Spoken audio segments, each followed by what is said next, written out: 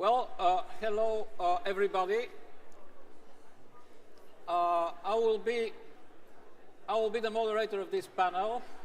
My name is Georgi Gotev. I'm a journalist. I work for Euractiv.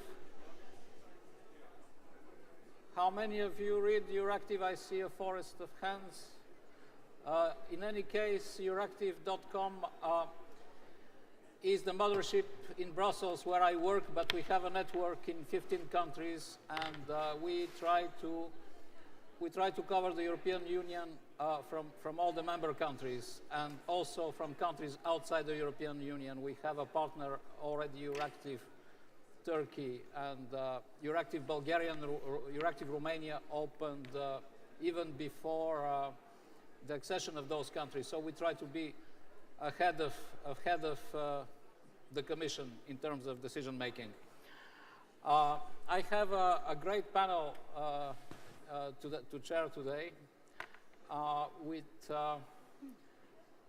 three persons representing the public sector and one minister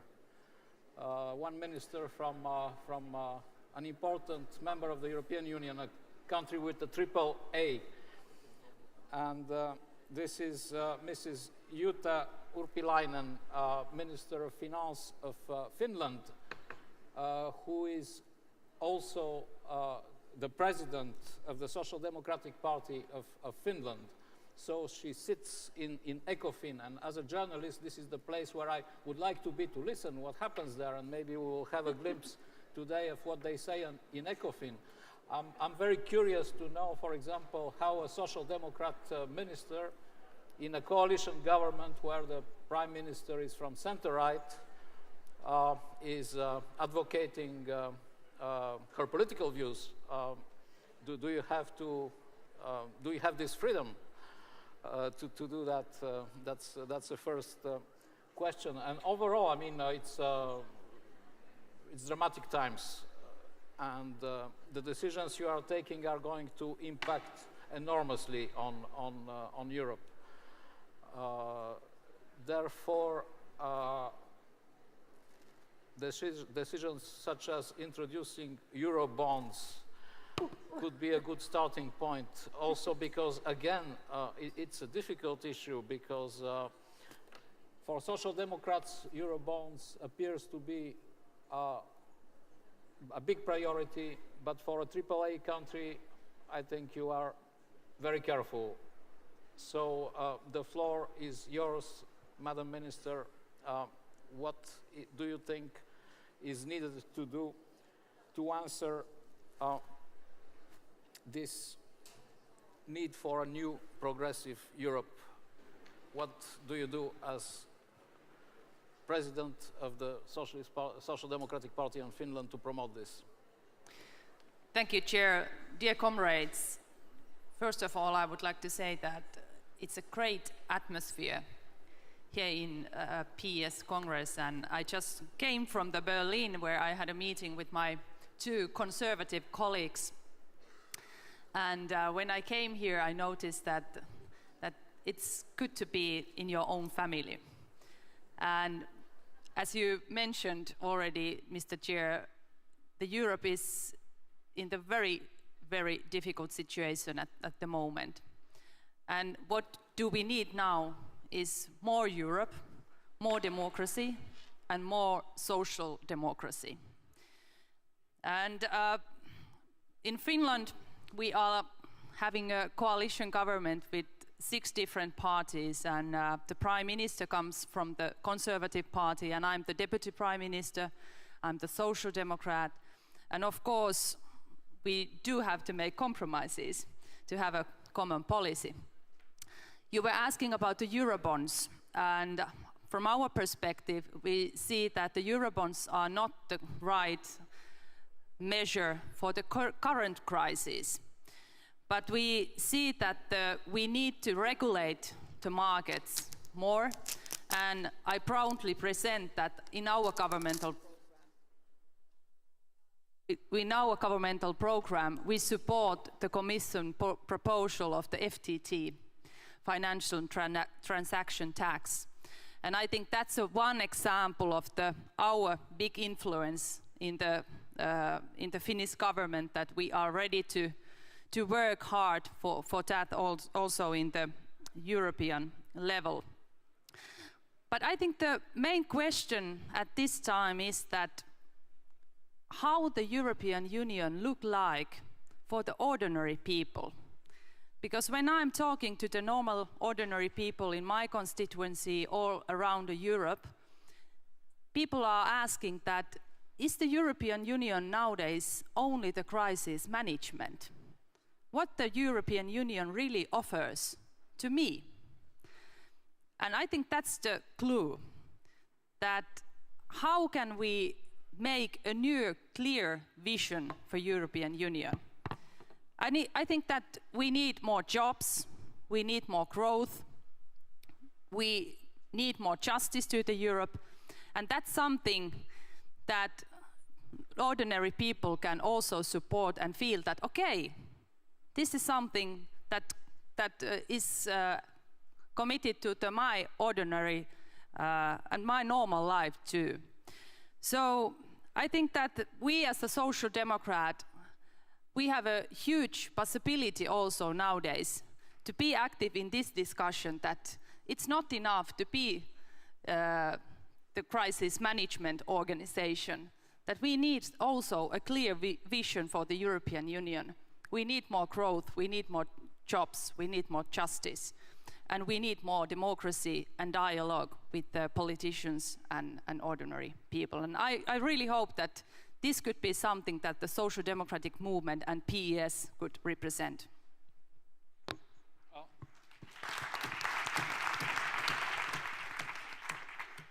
Thank you. We'll come back with a few questions, but let me first turn to my left to Madame Bernadette Ségol. Je vais parler français parce que je suis très en faveur de la francophonie. Je sais que Madame Bernadette Ségol parle très bien anglais, mais Madame Bernadette Ségol est le secrétaire général de la Confédération européenne des syndicats, European Trade Union Confederation, ETUC. Et bon, je la connais depuis très longtemps comme journaliste parce que, enfin, des sujets comme la directive des services, par exemple, je me souviens qu'elle était extrêmement active, et je sais que cette organisation continue à être extrêmement active sur des sujets très précis, par exemple comme les stability bonds que la Commission européenne vient de présenter.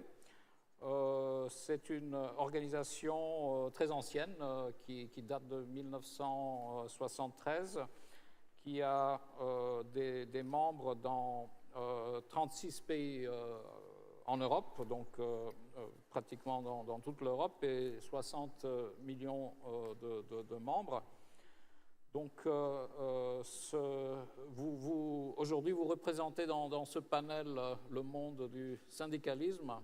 Et nous sommes tous en attente de voir quelle est votre perspective sur cette nouvelle Europe progressive dans une situation ô combien difficile en ce moment. Merci beaucoup. Je vais parler en français. Je pense que nous sommes effectivement tous pour la diversité. Écoutez, pour la Confédération européenne des syndicats, l'Europe est vraiment à un tournant extrêmement dangereux. Et ce qui nous préoccupe d'abord, c'est d'essayer d'éviter que la situation dans laquelle nous sommes actuellement ne dégénère en une catastrophe pour le chômage, en une catastrophe pour la pauvreté, en une catastrophe pour l'injustice sociale. Et tout ce que la CES dit à ce propos, tout ce que nous proposons pour essayer de sortir de la crise, c'est évidemment avec l'objectif de ne pas voir ce scénario se développer et parallèlement de ne pas voir non plus se développer des politiques, des attitudes nationalistes et xénophobes. Et pour ce qui est de l'avenir, pour ce qui est des solutions, nous avons et nous continuons à soutenir les obligations européennes. Nous les avons soutenues il y a déjà bien longtemps, il y a déjà pratiquement 2 ans que nous avons dit qu'il fallait en passer par là. Pourquoi nous les avons soutenues? Parce que c'est pour nous une solidarité concrète, mais c'est aussi pour nous, c'était pour nous le seul moyen d'éviter cette catastrophe dont j'ai parlé. Je viens d'employer l'imparfait, je viens de dire « c'était ». Parce que nous pensons qu'au stade où nous en sommes à l'heure actuelle, les obligations européennes ne vont pas suffire à résoudre le problème.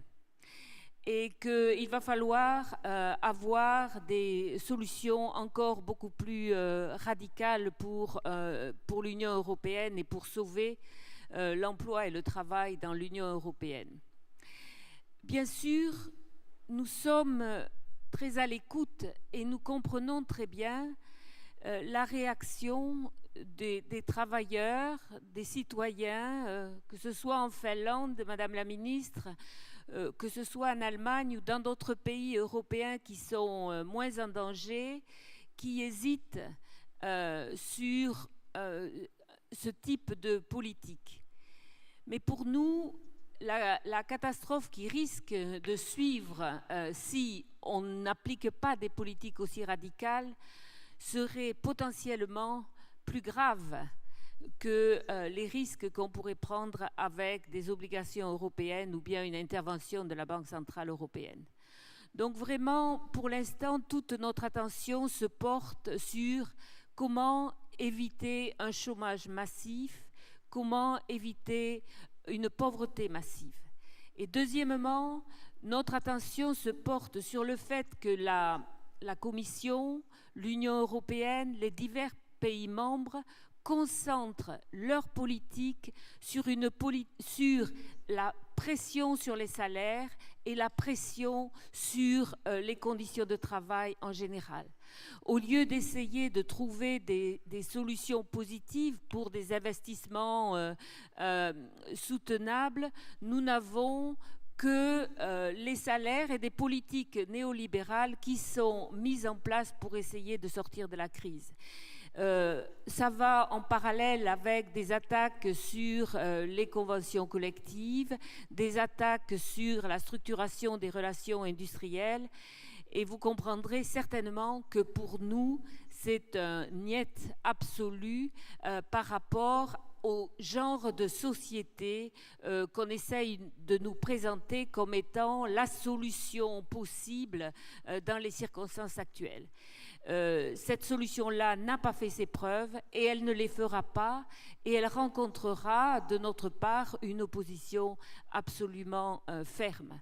Donc nous sommes pour les euro-obligations à condition que ça ne soit pas trop tard. Nous sommes pour une intervention de la Banque centrale européenne, certainement pour la taxe sur les transactions financières, mais aussi la fin de l'évasion fiscale et une taxation juste et aussi la fin de la concurrence entre les entreprises sur la taxation des entreprises. Tout ça, c'est des choses qui pourraient être mises en place, qui ne le sont pas. Merci.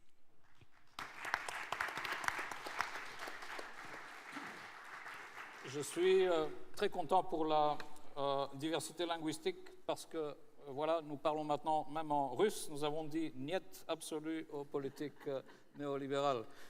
The next speaker on my list wears 2 hats. You are in minority, you are the only male speaker, but you wear 2 hats, so there is a balance in the panel. And the next speaker is Connie Reuter, who is the Secretary General of Solidar. Solidar is an organization which its name indicates, obviously, that it's an NGO working to advance social justice. It has 26 member organizations in 25 countries, and 20 of them are in the European Union. This is a network of national organizations, but Connie Reuter is also chairing another network, which is called the Social Platform, which is a network of 46 European networks. And obviously, a lot of issues come to mind. One of the issues, in fact, I'm interested as a journalist. I'm sure that you will cover in your speech is, for example, the working poor. I mean, there are a lot of social problems, but one of them is the working poor, which is more and more widespread across Europe. It becomes a social phenomenon. So, Connie Reuter, you have the floor. Yeah, thank you very much. I like very much being in minority, in particular on a gender-balanced podium, because while social democracy has fantastic principles, but sometimes putting them into practice takes a little bit of time, and well, gender balance is one of those. First of all, well, I wanted to congratulate the PS for having this convention. And it is not for me sitting here or my colleague from ActionAid. I think this is really for the first time that you open a party event also to civil society. Well, I'm not very foreign to this political family because social democracy is more than the social democratic and socialist parties. It is trade union movement, and it is also civil society organizations that in some countries we still continue to call forefront organization. The question is forefront of what? If we are at the forefront of social democracy when it comes to ideas, to concepts, and to a project of change of society for a better social Europe, I like very much the idea of forefront. We heard, and I think this is really the issue, we have here the convention. We have a lot of exchange and really some kind of dynamic coming out from the participants, from the delegates, from the participants. But let me say also disappointment. I was really shocked when we entered the podium that on the question of the social Europe, this room becomes a desert.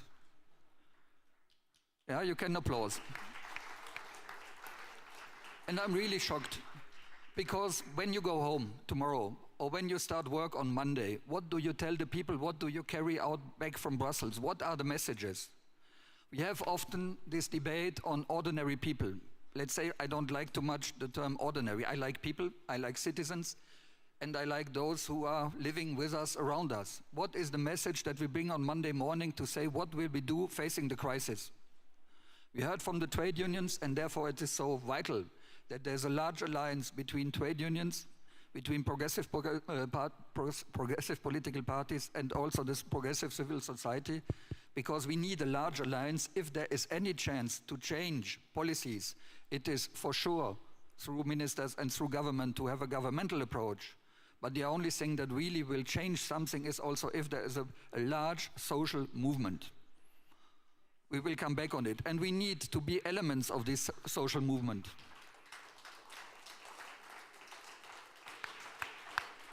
I think we learned by the history that for sure social democratic parties have not been at the initiative of these movements, but they have to back them up and have to give orientation and have to make proposals for policy making. And as you were mentioning, what is the social shape of Europe? The social shape is very bad. Bernadette was saying about the policies. If you take the figures, 120 million, and this is from last year, 100 million people living in Europe in poverty. What can social democrats tell people living in poverty? Do you think they will vote for us? Do you think they will be mobilized and think we need more social democrats in government? They only will get out of their sofa, as Paul was saying for years. They will only get out of the sofa if we have answers, concrete answers. We have more than 24 million unemployed. This is a social disaster. It is not only for losing jobs, because the problem is what is escaping is not only the employment situation, it is very much the trust and the hope and the trust in the future of our democracies, of our societies. And sorry, dear comrades, sometimes Perhaps I'm too old and too conservative now, but sometimes it's just important to look back to history. We are not in 1929, but we can arrive to the same process if we do not pay attention and if we do not play our historical role. And I'm really not underestimating what could be the issue. And you have been mentioning the question of working poor. I think this is really the most important injustice for the human being. That more and more, this fantastic concept of working poor, which came from the United Kingdom, where they started earlier by downgrading the salaries than they have been done on the rest of the continent, that we have now people who need 2 or 3 more jobs and they still cannot live on it. What is the message that we will tell these people on Monday morning? Vote for us? No, for sure, but only if we say how we will change policies. And then there is all the problem that we have. We have the governmental social democracy and the non-governmental social democracy. So this is why I think it is so important that we continue the alliances that we have been building with the trade union movement, that we have been doing with other NGOs from the development side and also from the environmental side. This is the only way to get out of it. If they see that there is a protest, then I think there is an opportunity of doing something. The European agenda is long, and the social agenda is important, and I can only say, from our point of view and from our experience, we really very much appreciate to work together with the S&D group in the European Parliament, because there we have comrades, we have interlocutors, and we work together. We don't lobby them. As Solidar, I don't need to lobby my own comrades, but we work together. And I think this time of game, this is really important, because there is only one alternative. It is not less Europe, it is more Europe, but it is more social Europe. And sometimes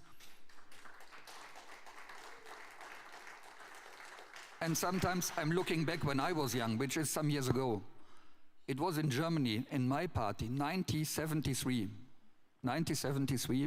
that the SPD had, under the leadership of Willy Brandt, the first party congress on what?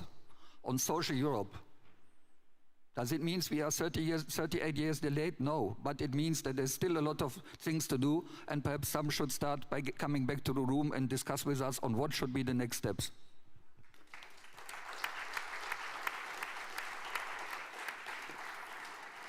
Thank you, Connie Reuters.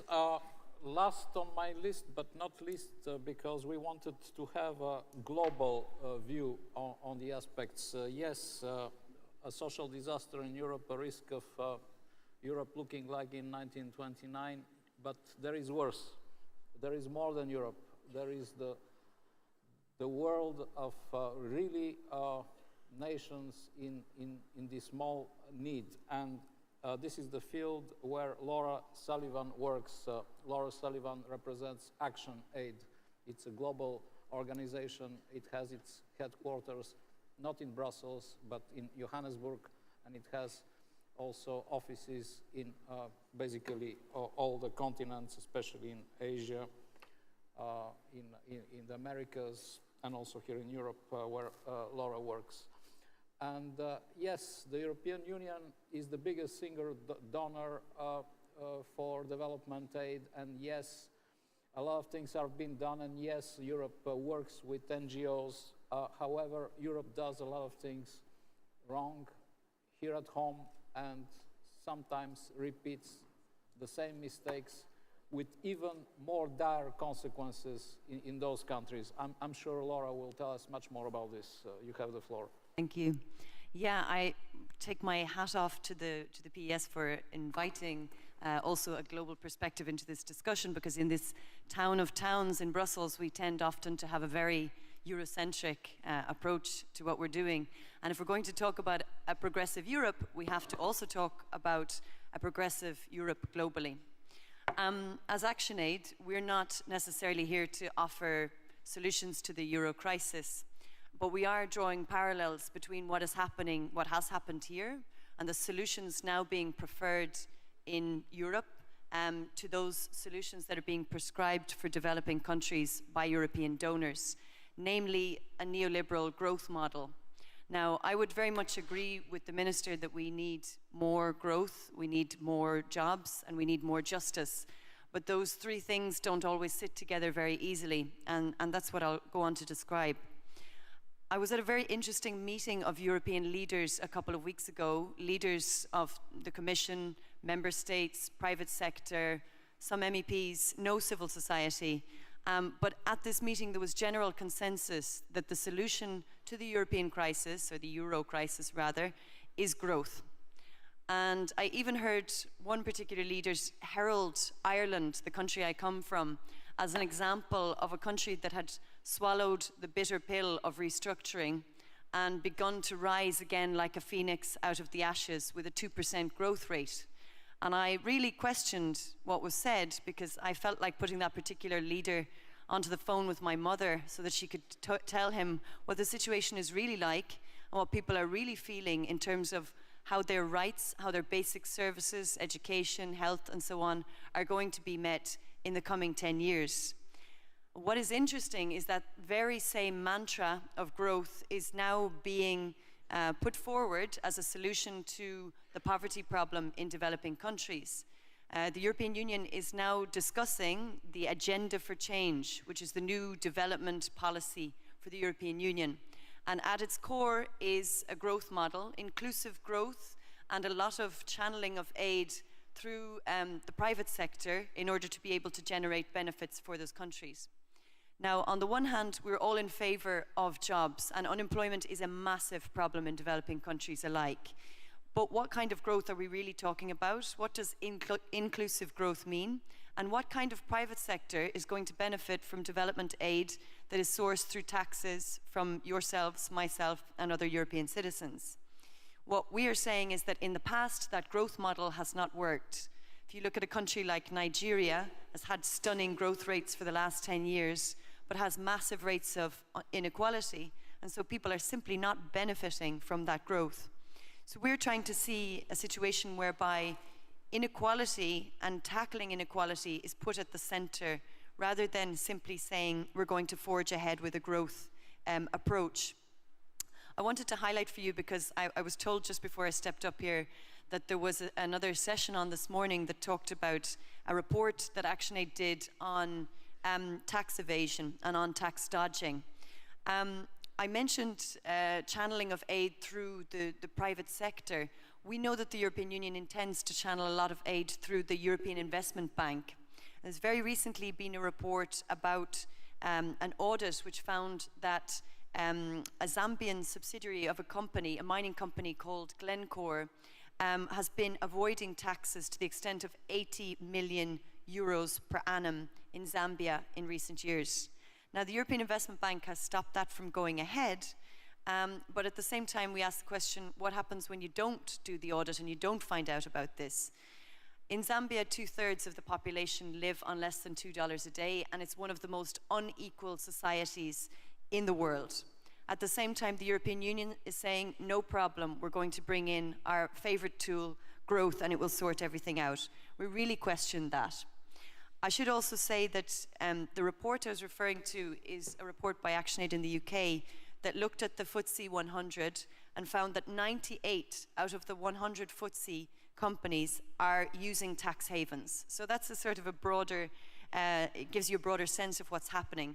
In fact, it's the banking sector, arguably the sector that got us into this crisis, that is making the heaviest use of those tax havens. I want to finish these opening remarks just with a sort of a measure of hope, because I think there is hope. We know that the G20, maybe not the most accountable body or organization in the world, but is moving forward, has moved forward in November with a convention on tax evasion. We know that at EU level, I know that the Development Commissioner gets the point that it's not just aid that is going to get developing countries out of the situation of poverty, but also their own ability to develop their own domestic resources like taxes. And he understands that that's only going to happen if we can reform some of the bad policies we have, like the fact that companies do not have to publish their accounts in countries like Zambia. Linked to this, there's also the financial transaction tax that Jutta just mentioned, and I think it's really positive that Finland is supporting that. Yet what is very interesting is that also Mr. Barroso has supported that FTT. The question now is, where is that money going to go? Is that money that is going to just pay off the illegitimate debts that we have because of this crisis? Or are we going to also make sure that some of that money is going to global justice, is going to climate change, and is going to international development? One last thing is that I really feel this is an issue we can reach out to people in Europe about. People get it. When we started talking about tax evasion in developing countries, youth groups came to us to say, well, hang on a second, this is exactly the same problem we're facing here in Europe. We don't necessarily have all of the development finance we need because tax evasion is happening in our own countries as well. So I think there's great potential to link up between civil society with governments to really push this kind of justice agenda, but it is not just about growth, but that is really about equality. Thank you. Thank you, Laura Sullivan. We have some time for an exchange, and I was thinking of what Bernadette Segal said about the risk of, in the current situation, of having a growth of nationalism and xenophobia. And I don't know why, but I thought about the true Finns, and I have on my right the best speaker to say, I mean, how are we going to have a progressive Europe in parallel with this growth of nationalism? That's a good question. I think that Finland is quite famous of true Finns. Everybody knows true Finns, the national populistic party from Finland, and they won the last parliamentary election, but they didn't want to come to the government. We tried that, but they denied to participate in the governmental work. And of course, the Social Democratic Party in Finland has done a lot of research work and tried to find out that what is the reason for the support of the True Finns party? What is the reason behind that? And actually there are quite interesting results that we found. The first one was that ordinary people, or the citizens of Finland, they felt that the True Finns party is the anti-elitism party. That's one reason. That the party really understands what are the problems of the ordinary people or the normal citizens. The second reason behind the support of the True Finns party is that people, quite many people in Finland, really feel that they can't influence to the society, that they don't really have a place in the Finnish society nowadays, and in a way they protest to against the society when they vote for the populist True Finns party. And that gives me two answers. I think the Social Democrats, we have to listen to the people more carefully. We have to be with the people. We have to dialogue with the citizens and not only represent the elitism and elite in the society. That we have maybe done too much during the last decades when we have been in the power. And then I think the second answer is that we need to give new possibilities for the people to influence to the society.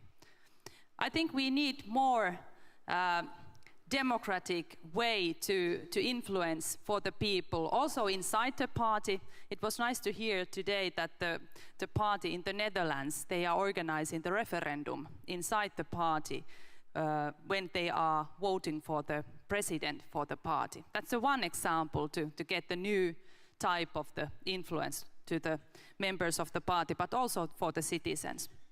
And then the last and third answer is that especially for the young generation, we don't really have afford to lose the one generation in Finland, or maybe, but not in the other European countries neither. And then, for instance, the youth unemployment, which is very high today in the Finnish society, but also in the Spain and UK and other countries as well. I think we really have to fight against the youth in unemployment and show the people that we really are doing concrete measures to influence and make their lives better. And that's one example from our governmental program, that youth unemployment, it's our top priority in our governmental program, and we have promised to organize every youth study place, training place or working place in the coming years. And I think that's a very important promise to the Finnish youth and our generation, that we really take care of the youth.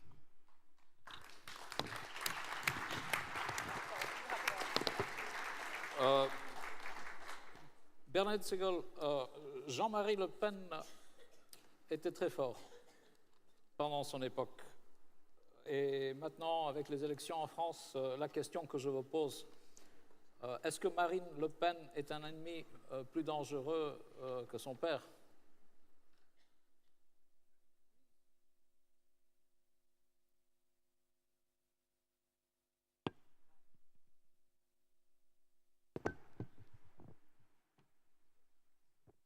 Voilà. Je ne sais pas si elle l'est plus ou si elle l'est moins, mais elle l'est très. Elle est extrêmement dangereuse parce qu'elle a un discours qui est très simple, simpliste, populiste et qui touche à des problèmes que vivent les gens tous les jours. Et je pense qu'elle est très dangereuse. Et je pense que par rapport... moi non plus, je n'aime pas les gens ordinaires, mais par rapport à ce que vivent pour moi les travailleurs ou les chômeurs dans leur vie quotidienne, les réponses qu'elle donne sont des réponses d'une immédiateté terrible. Et je pense qu'il faut aussi, nous, certainement, communiquer sur les valeurs. Les réponses qu'elle donne, ce sont des réponses qui sont racistes, qui sont xénophobes, et ce sont des réponses aussi qui ne donnent pas des perspectives d'avenir aux jeunes. Madame, vous venez de parler des jeunes, mais les réponses que donne Marine Le Pen, ce ne sont pas des réponses contre le chômage des jeunes pour l'avenir. Et ça, nous devons le dire.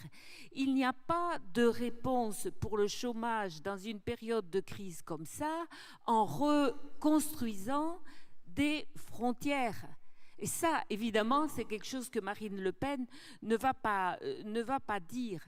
Donc il faut qu'on se situe d'une part sur le domaine des valeurs, par rapport à des gens comme elle, et aussi sur un domaine beaucoup plus peut-être difficile à communiquer, mais un domaine économique, un domaine pour dire que, eh bien, sans l'Europe que nous avons construite et en grande part, qui est en grand danger pour l'instant, eh bien, nos enfants ne vont pas trouver davantage de travail.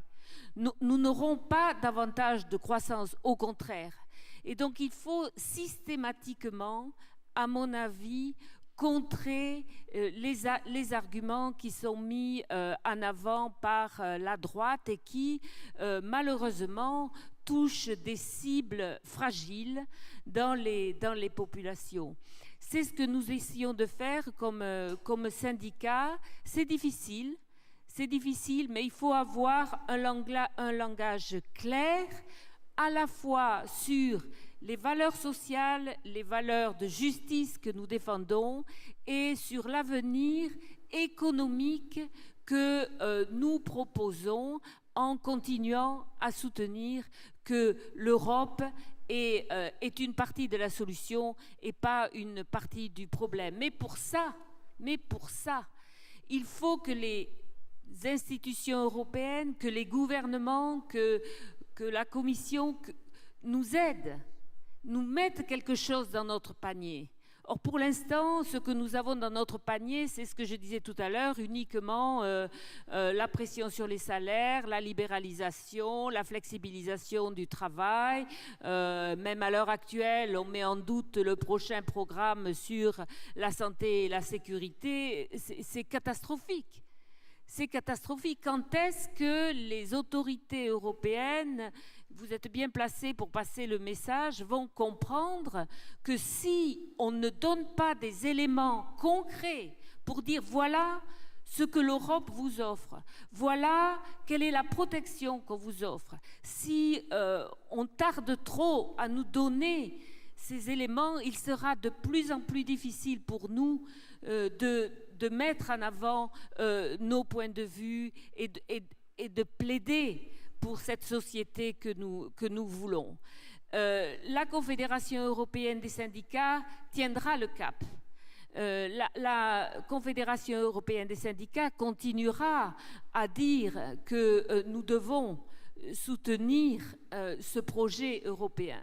Mais nous, j'ai en même temps la responsabilité de faire passer, d'essayer en tout cas de faire passer ce message très politique aux dirigeants pour leur dire que franchement, si on continue comme ça à nous saboter, à nous saborder, à présenter l'Europe comme un instrument de démolition de la protection sociale, des salaires, des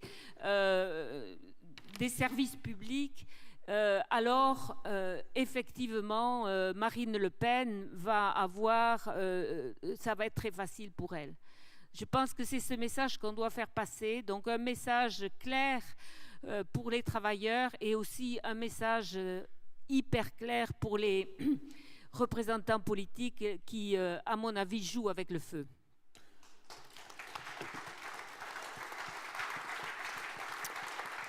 J'espère qu'il n'est pas trop tard. Connie Reuters, you mentioned Europe 1929, and I'm sure that you are ready to elaborate. I mean, we have a recession. There could be a big depression. We know what happened. Hitler came about. Do you think that Europe will repeat itself? Because they say that when Europe repeats itself, it's always like a caricature. Well, I'm not teacher for history, but sometimes I think the labor movement has elements of history and which we should look back to learn our lessons. First of all, the question of 1929. I think, and I'm really upset if I look to medias and listen to medias. I think it is very dangerous that on the Friday, for example, you listen to news and somebody is saying there is a Black Friday on the stock exchange. A Black Friday, danger. Danger in town, danger in house, danger in Europe. And then the next part of the sentence is to say, the result was as 9 months before, so it went down. Yeah, but this is nothing. So I think there's really a responsibility in using the terms. And also I pay attention on this example with 29.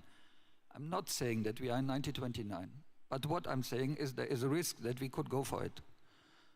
We hope that we will have François Hollande taking in the last part of the Gadot in France, which is to become president of the French Republic, and we will do everything to support him.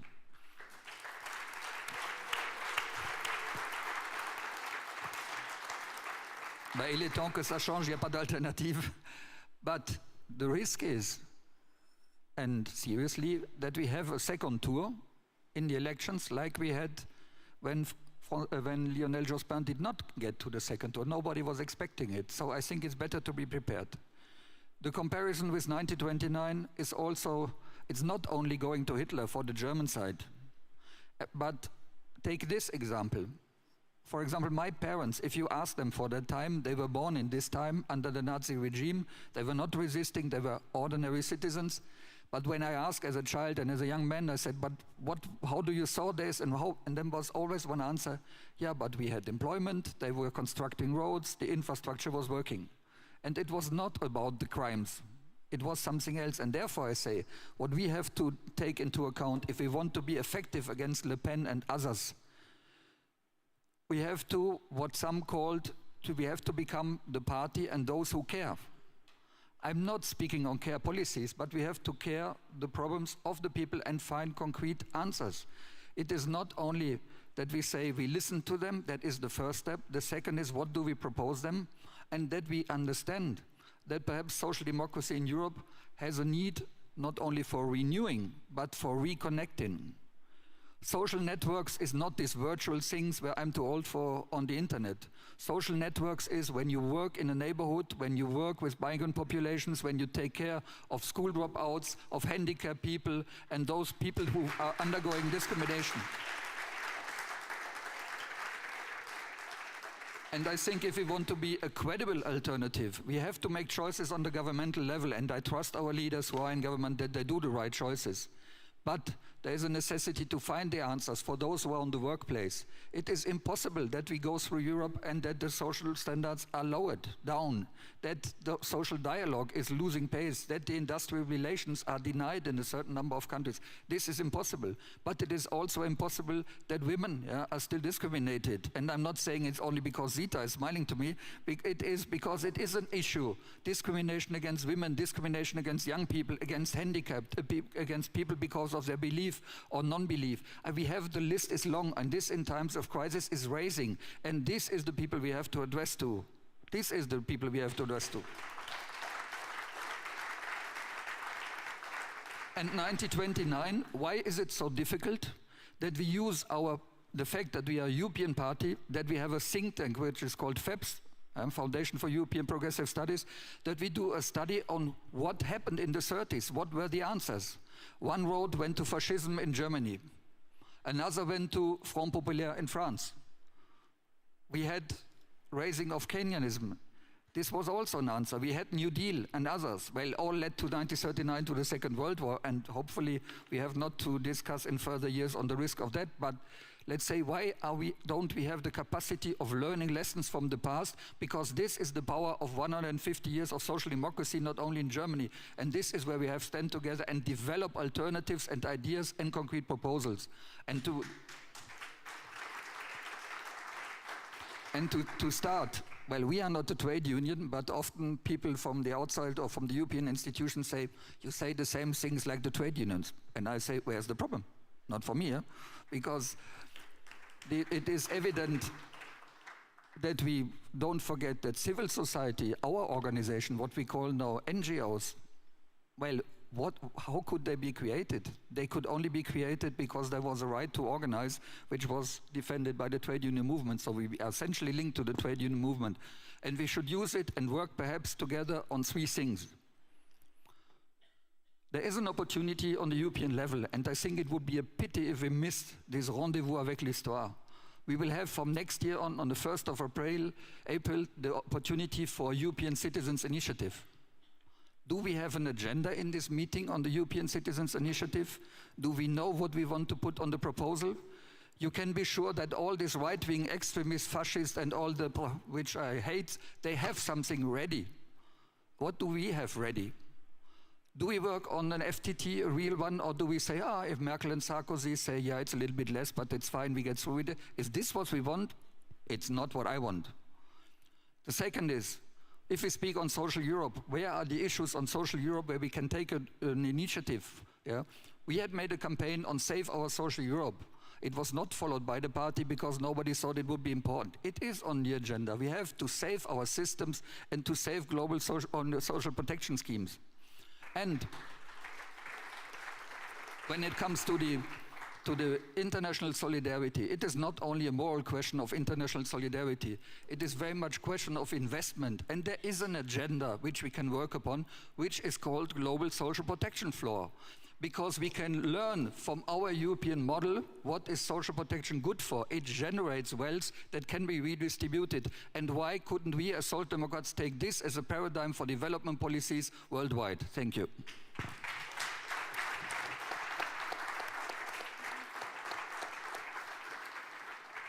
Laura Sullivan, difficult questions, but I think yours are even more difficult. I mean, I'm not really a specialist, but when I look at the developing world, I see many challenges. One is the skyrocketing food prices, who hit us in Europe, but hit much more people in those countries.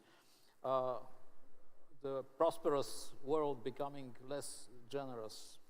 You can tell us, I imagine that it's becoming less generous, but you probably know more, and more natural disasters are as a result of climate change, which aggravate the situation, and also a growing population in those countries. I mean, isn't this kind of recipe for disaster, or can we still handle the situation?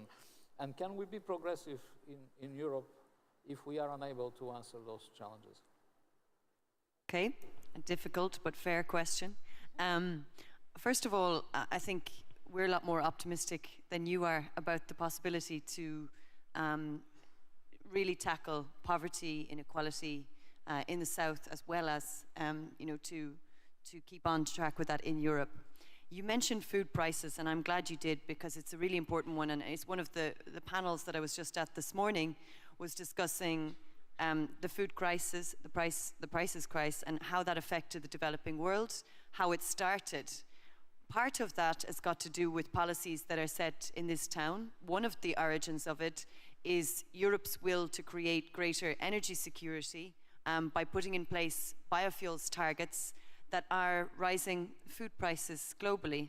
I think it's logical if you take food out of the market and put it into cars instead. So if you take it out of production for food for people and put it in your cars, you're going to start rising food prices. The other thing that we talked about was the effect of speculation on food markets globally, which has a huge impact. The solutions to both of those are here in Brussels. The problems aren't only generated by the European Union, so you've got to think about the role of the US in that, the role of China, the role of other blocs. But it's not good enough to simply pass the buck on to other world blocs. You've got to think about what Europe can do. So let me talk about some of those solutions. I think one is really thinking again about how coherent our policies are and how much we want human rights, equality to be our values here, and are not promoting them elsewhere.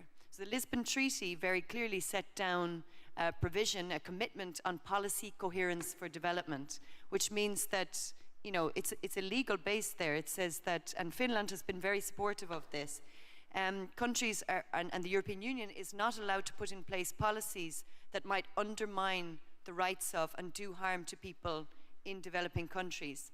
So we often describe it as, you know, the European Union is giving aid with one hand and taking it away with the other hand through all of these different policies such as trade, agriculture, energy. We really have to decide whether we're going to do something about that. Let me focus on this issue of biofuels. The Renewable Energy Directive put in place a 10% target for renewable energy in transport by 2020. The objectives of it are, you know, securing more energy, but also ensuring that we reduce greenhouse gas emissions. Now, the science has shown that biofuels will not, on balance, reduce greenhouse gas emissions, so the whole reason for being is not there. Secondly, we know that in terms of the energy solutions, there are other alternatives beyond biofuels. So one thing that the European Union could do would be to change that policy around and to start thinking about people's food security elsewhere, about hunger elsewhere, and not just about promoting an industry and pushing a certain agenda here in Europe. You mentioned climate change. There's a lot happening on climate change in the moment with Durban coming up. We know that the European Union can play a very strong and positive role in more leadership in pushing forward an agenda on climate change. We know it's not a very good moment at the moment, but that does not mean that it should step down on that. And I think overall, I'll just say on a kind of closing note on this, a lot of people are extremely skeptical about development because they say, first of all, development is just about aid. It's about giving money here that we don't have anyway to somewhere else. I think that that's a very outdated view. First of all, development isn't just money transfer from one place to another. It's also about that whole array of policies that can either reinforce people's rights or take them away. So that's one thing we have to think about beyond the money. The other thing is that development aid can't last forever. We won't have it forever, and it wouldn't be in anyone's interest to sustain it. But what we can do is try to help countries to build up their own domestic resources. Why did countries like Finland, Ireland, Germany, Belgium, France, why did we manage to get to the level that we are? Because we were able to put in place basic social protection schemes and taxation schemes. Now, Europe is still holding back on delivering legislation that will allow globally for more tax justice. That's a real solution that we can prefer as well. And I hope that the Socialists will take that forward in Europe in the coming months. Thank you, Laura Sullivan. Thank you all the speakers for being outspoken, and I know that Minister Urpilainen has to leave any time from now. I just have a few announcements to make. There is a film debate in the Silver Room. There are literary cafes, and you can grab foods from the stands. It is lunchtime now, and this afternoon at 3:30 the workshops start, and free advertising. You can see me as a speaker in the Freedom of Press workshop at 3:30, so I hope you will be as numerous as you were here just now. Thank you very much, and thank you to the speakers.